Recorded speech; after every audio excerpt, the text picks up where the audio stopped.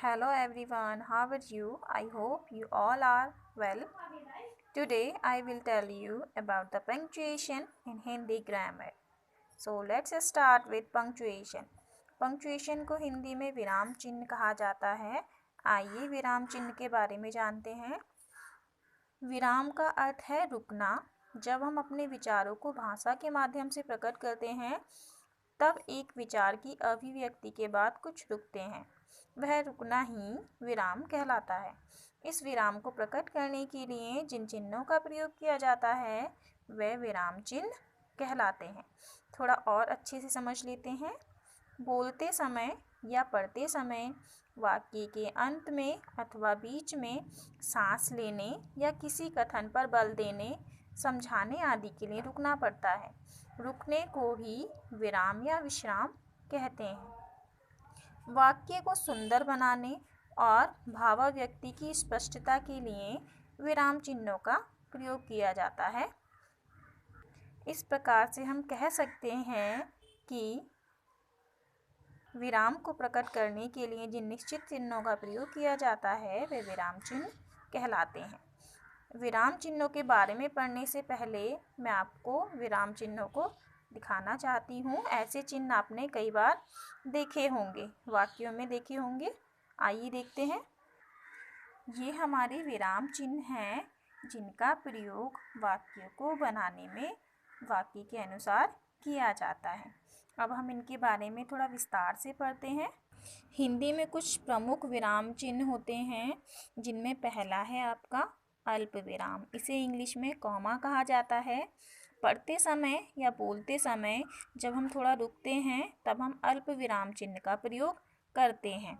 जैसे मोहन, रवि, राहुल और अखिल स्कूल जा रहे हैं। यहाँ पे हमने क्या किया है, रवि के बाद कॉमा लगाया यानी अल्प विराम लगाया है। मोहन के बाद अल्प विराम लगाया है। इसमें हम 3 लोगों के बारे में बात कर रहे हैं, इसलिए हमने यहाँ पे थोड़ा थोड़ा रुके हैं। आगे देखते हैं अर्ध विराम यानी सेमीकोलन।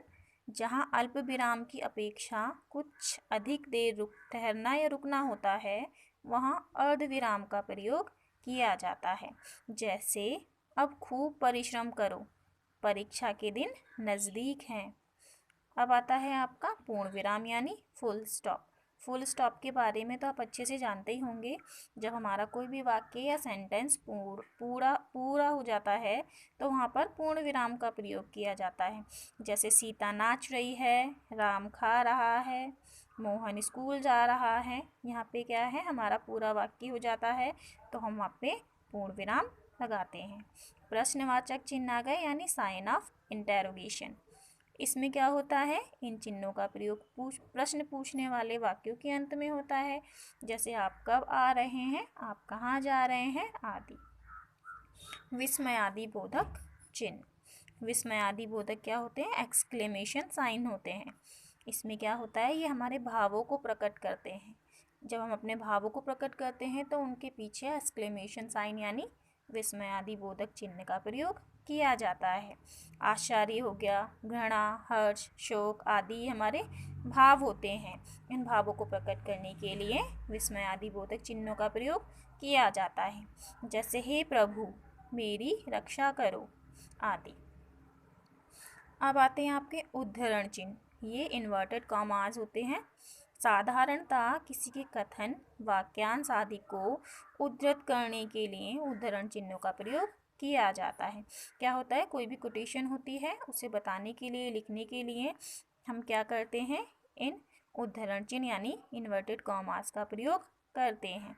जैसे गांधी जी ने कहा था सत्य ही ईश्वर है, तो यहाँ पर हम सत्य ही ईश्वर है को विशेष दिखा रहे हैं, इसके बारे में बता रहे हैं, तो यहाँ पे इसे इन्वर्टेड कॉमास में रखा गया है।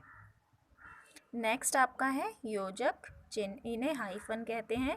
इन चिन्हों का प्रयोग सामासिक पदों, पुनरुक्त और युग्म शब्दों के मध्य किया जाता है। जैसे सुख दुख, रात दिन, सुबह शाम। ठीक है, ये क्या होते हैं, छोटा सा चिन्ह होता है, माइनस के चिन्ह की तरह होता है। इनका प्रयोग 2 शब्दों के बीच में किया जाता है। जैसा कि यहाँ पे दिखाया गया है, सुख और दुख के बीच में किया गया है, रात दिन के बीच में किया गया है। इसी तरह आप सुबह शाम लिखते हैं उसके बीच में कर सकते हैं, आगे पीछे लिखते हैं उसके बीच में कर सकते हैं, कुछ कुछ लिखते हैं तो उसके बीच में कर सकते हैं। आगे आपके आते हैं कोष्ठक, जिन्हें हम ब्रैकेट कहते हैं हिंदी में। किसी पद का अर्थ प्रकट करने के लिए या किसी वाक्यांश का अर्थ दिखाने के लिए अथवा नाटक के कथन के पूर्व पात्र की चेष्टा आदि चित्रांकन हेतु कोष्ठक का प्रयोग किया जाता है। कभी कभी क्या होता है, हम किसी के बारे में कोई बात करते हैं तो हम उसका अर्थ दिखाने के लिए ब्रैकेट का प्रयोग करते हैं। जैसे यहाँ पर एक एग्जाम्पल दिया गया है, डॉक्टर राजेंद्र प्रसाद। डॉक्टर राजेंद्र प्रसाद कौन थे? भारत के प्रथम राष्ट्रपति थे। तो हमने यहाँ पे उनको इस रूप में भी यहाँ पे बता दिया है कि डॉक्टर राजेंद्र प्रसाद कौन है या कौन थे? भारत के प्रथम राष्ट्रपति थे, सादा जीवन बिताते थे। तो यहाँ पर क्या है, हमने कोष्ठक का प्रयोग किया है। इस तरह के वाक्य बनाने के लिए या वाक्य लिखने के लिए कोष्ठकों का प्रयोग किया जाता है।